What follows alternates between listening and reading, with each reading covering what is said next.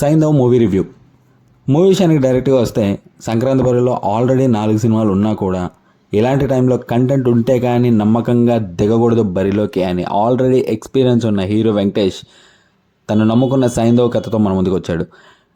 Movie హిట్టా ఫ్లాపా అని పక్కన పెడితే వెంకటేష్కి ఒక సపరేట్ ఫ్యాన్ బేస్ ఉంటుంది. సో ఆ సపరేట్ ఫ్యాన్ బేస్ కంపల్సరీ మూవీని చూడడానికి ఇష్టపడతారు. బట్ ఈ మూవీ ఖచ్చితంగా ఆ సపరేట్ ఫ్యాన్ బేస్ని కూడా అలరించలేదు అని చెప్పడంలో ఎటువంటి సందేహం లేదు. యాజ్ యూజువల్ వెంకటేష్లో ఎటువంటి నెగిటివ్ పాయింట్స్ లేదు. తన మార్క్ యాక్టింగ్తో అటు యాక్షన్ సీక్వెన్స్ కానీ అటు ఎమోషనల్ సీక్వెన్స్ కానీ తన యాక్టింగ్తో అలరించాడనే చెప్పాలి. బట్ తన యాక్టింగ్కి స్టోరీ కంటెంట్ యాడ్ అయి ఉంటే బాగుండదని చెప్పాలి.